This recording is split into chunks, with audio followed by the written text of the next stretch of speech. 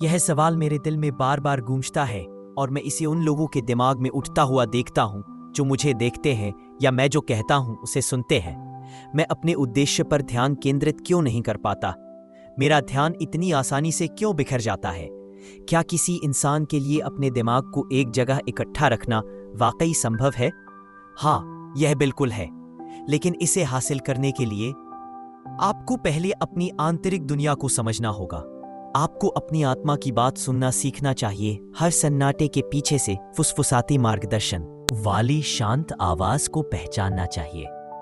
इसे समझें, हर सफलता से पहले अल्लाह अपने बंदों की परीक्षा लेता है और उस परीक्षण में पहली परीक्षा मानसिक स्थिरता है, न केवल भावनात्मक नियंत्रण या मनोवैज्ञानिक अनुशासन, बल्कि हृदय की शांति और बुद्धि की अधीनता।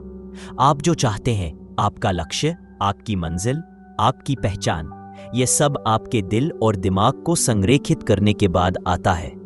जिस प्रकार प्रार्थना, सुजूद तभी पूरी होती है जब आपका माथा मजबूती से एक स्थान पर टिका होता है, उसी प्रकार आपके लक्ष्य का मार्ग तब स्पष्ट हो जाता है जब आपके विचार लक्ष्यहीन रूप से भटकना बंद कर देते हैं। आप सोच सकते हैं, मैं एक डॉक्टर बनना चाहता हूं, मैं एक इंजीनियर बनना चाहता हूं, मैं वीडियो बनाना चाहता हूं, मैं कोई महत्वपूर्ण व्यक्ति बनना चाहता हूं। लेकिन जब आपकी सोच में कोई धैर्य नहीं है और आपके इरादे में कोई ध्यान नहीं है, तो वे इच्छाएं क्षण भंगुर फुसफुसाहट में बदल जाती हैं, जैसे रेत में अपना नाम लिखना ताकि लहरें उसे बहा ले जाएं। आपका वास्तविक संघर्ष दूसरों के साथ नहीं है, पड़ोस के बच्चों के साथ नहीं, सहपाठियों के साथ नहीं, सोशल मीडिया रचनाकारों के साथ भी नहीं।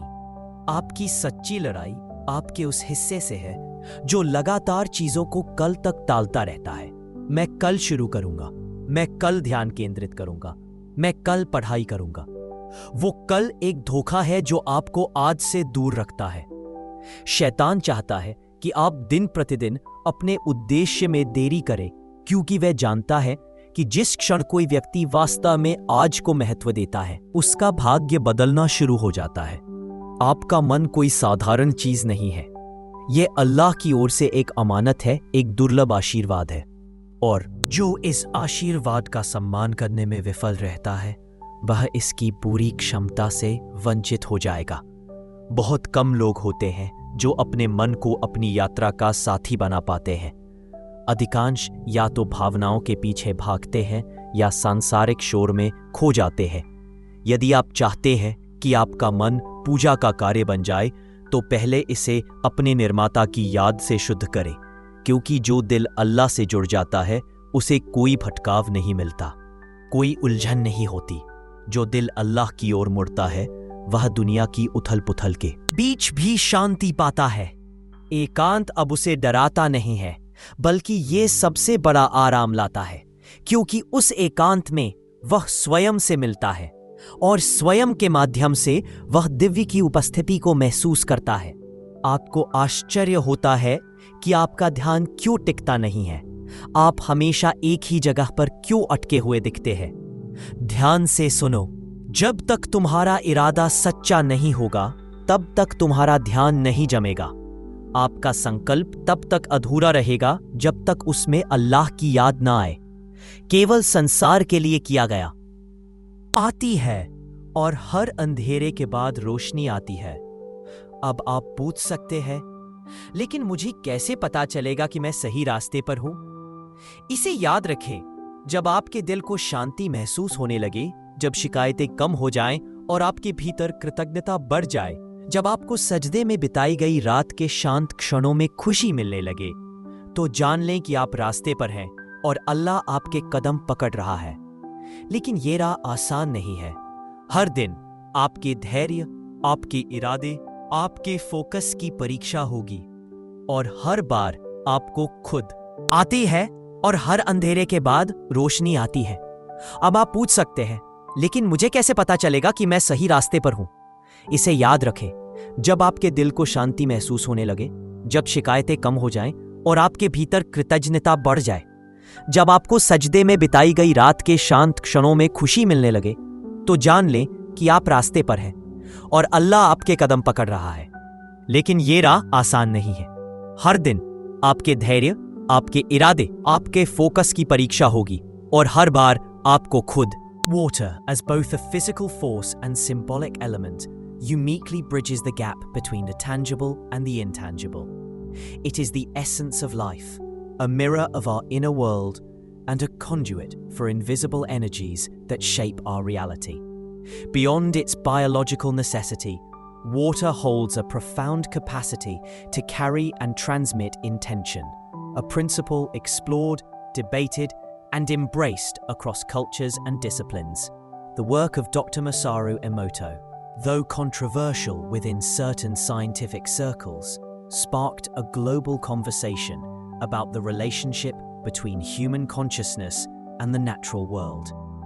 His experiments suggested that water, when exposed to words, music, or emotions, could alter its crystalline structure, an illustrative representation of how energy and intention might influence the material world.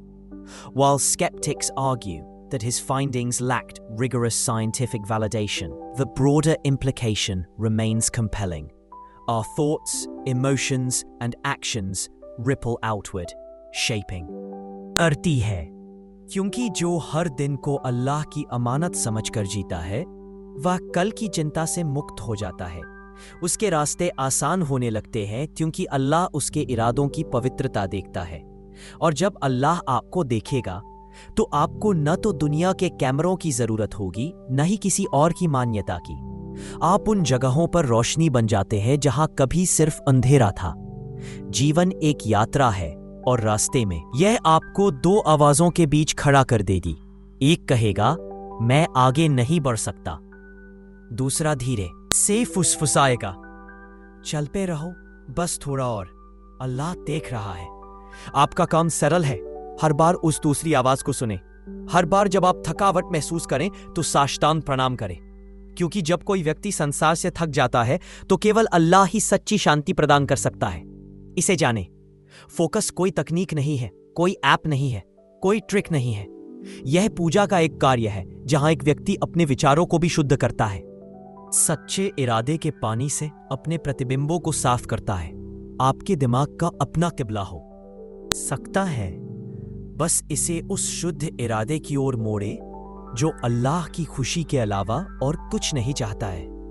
फिर देखें कि आपका हृदय प्रार्थना में स्थिर होने लगता है, जैसे जैसे आपके विचारों में स्पष्टता आने लगती है और जैसे जैसे आपका उद्देश्य आपके करीब आने लगता है, क्योंकि जिसने दिल और दिमाग दोनों अल्लाह को सौंप दिया, उसे किसी बाहरी सहारे की जरूरत नहीं है। एक पल रुके और सुने। उद्देश्य कोई मंजिल नहीं है, ये एक पुकार है, आपकी आत्मा की पुकार, जो आपको धीरे धीरे हर दिन किसी बड़ी चीज की ओर खींचती है। कभी यह बेचैनी बनकर सामने आती है, कभी आंसुओं में, कभी सवाल बनकर, तो कभी खामोश फुसफुसाहट बनकर। ये वही पुकार है जिसे कई लोग नजरअंदाज कर देते हैं, क्योंकि वे दुनिया के शोर में इतने खोए हुए हैं कि अपनी आत्मा की धीमी बड़बड़ाहट नहीं सुन पाते। लेकिन जिस दिन आप उस आह्वान को पहचान लेते हैं, आपका उद्देश्य महज एक सांसारिक शीर्षक बनकर रह जाता है। यह पूजा में, आत्मा की शांति में बदल जाता है। अल्लाह हर आत्मा को एक मिशन के साथ इस दुनिया में भेजता है। कुछ दिलों को सांत्वना देने आते हैं, कुछ अंधेरे में रोशनी बिखेरने आते हैं, कुछ टूटे हुए लोगों को आशा देने आते हैं। और जब आप अपने उद्देश्य को केवल अपने लिए नहीं, बल्कि अपने प्रभु की रचना के लिए जीना शुरू करते हैं, तो आपके भीतर से एक आवाज उठती है, ये मेरा मार्ग है, ये मेरी पूजा है, ये आध्यात्मिक शक्ति है जो मुझे अपना उद्देश्य पूरा करने के लिए सशक्त बनाती है।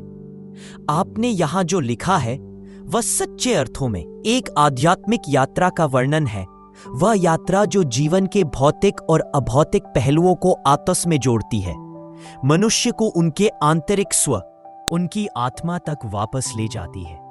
यह एक संदेश है जो दिलों को छूता है और उन्हें सांत्वना देता है, बल या तर्क के माध्यम से नहीं, बल्कि सच्चाई के माध्यम से जो भीतर गहराई से गूंजता है। इस पूरे विचार को कुछ प्रमुख बिंदुओं के माध्यम से समझा जा सकता है। एक, आत्मा की आवाज, जब हम अंततः अपने भीतर की आवाज, अपनी आंतरिक आत्मा की आवाज को सुनने के लिए तैयार हो जाते हैं, तो हम न केवल सांसारिक सफलता की ओर बल्कि किसी बड़ी चीज की ओर भी चलना शुरू करते हैं। शांति, उद्देश्य और आध्यात्मिक पूर्ति। यह आवाज भले ही नरम और शांत हो, अक्सर जिंदगी के शोर में दब जाती है, लेकिन इसकी गहराई और ताकत हमें पूरी तरह से बदलने की ताकत रखती है। यह हमें याद दिलाता है कि सच्ची दिशा बाहरी सत्यापन से नहीं बल्कि भीतर से आती है। 2. सब्र और ईश्वर पर भरोसा, तवक्कुल। सब्र, धैर्य, यह वह ताकत है जो हमें आशा या विश्वास खोए बिना कठिनाइयों को सहन करने की अनुमति देती है। सब्र का मतलब है आगे बढ़ते रहना, तब भी जब यात्रा कठिन हो, तब भी जब रास्ता अस्पष्ट लगे। यह निष्क्रिय प्रतीक्षा नहीं है, यह ईश्वरीय योजना में विश्वास के साथ सक्रिय दृढ़ता है। तवक्कुल, भगवान पर भरोसा, गहरा विश्वास है कि सब कुछ अल्लाह की इच्छा के अनुसार होता है। तवक्कुल प्रयास छोड़ने के बारे में नहीं है, बल्कि अपना काम करने और फिर उस पर भरोसा रखने के बारे में है, जो सभी परिणामों को धारण करता है। यह हमें जो आता है उसे स्वीकार करने की मानसिक शांति देता है, यह जानते हुए कि यह अंततः हमारे लाभ के लिए है। 3. दुआ का रिश्ता। दुआ सिर्फ मांगने से कहीं अधिक है। यह एक पवित्र रिश्ता है जो कभी खत्म नहीं होता। यह सेवक और निर्माता के बीच बातचीत का एक रूप है जो हमें हमारे भगवान के करीब लाता है। दुआ की सुंदरता दिल को मजबूत करने और कठिनाई के समय में साहस देने की क्षमता में निहित है। यहां तक कि जब उत्तर में देरी हो, तब भी अल्लाह की ओर मुड़ने से आराम, उपचार और नई ताकत मिलती है। 4. तौबा का महत्व। तौबा केवल पापों के लिए क्षमा मांगना नहीं है, यह एक नई शुरुआत है। यह वह क्षण है जब हम अपनी गलतियों को पहचानते हैं, गंभीर पश्चाताप महसूस करते हैं और विनम्रता और दृढ़ संकल्प के साथ अल्लाह के पास लौटते हैं। पश्चाताप के माध्यम से हम अपनी आत्मा को शुद्ध करते हैं और जीवन में एक नए अध्याय का द्वार खोलते हैं। यह आत्मनवीकरण का एक कार्य है, स्वयं को सत्य और धार्मिकता के साथ पुनः स्थापित करने का एक तरीका है। 5वां, आत्मा का उपचार, शिफा अल रूह। आत्मा की सच्ची चिकित्सा केवल सांसारिक उपचारों में नहीं मिल सकती, यह अल्लाह की दया और कृपा से आती है। यह आध्यात्मिक उपचार हृदय के अनदेखे घावों, उन छिपे हुए दुखों और बोझों तक पहुंचता है जिन्हें कोई दवा छू नहीं सकती। यह एक ऐसी रोशनी है जो भीतर से शुद्ध करती है, परेशान आत्मा को शांति, स्पष्टता और उद्देश्य प्रदान करती है। 6. अंतिम यात्रा। अल्लाह के पास लौटना हमारी यात्रा का अंत नहीं है, यह सबसे सार्थक यात्रा की शुरुआत है। इस अंतिम चरण में हम अपने पिछले पापों का बोझ ढोना नहीं, बल्कि उनके अनगिनत आशीर्वादों के लिए कृतज्ञता के साथ आगे बढ़ना सीखते हैं। यह यात्रा हमारी असफलताओं से परिभाषित नहीं है, बल्कि फिर से उठने, उससे निकटता पाने और ईमानदारी और आशा के साथ जीने की हमारी इच्छा से परिभाषित होती है। निष्कर्ष, इस पूरे संदेश का सार यह है कि जीवन का असली उद्देश्य तभी पूरा होता है जब हम अपनी आंतरिक आत्मा को जागृत करते हैं और अपने निर्माता के करीब आते हैं।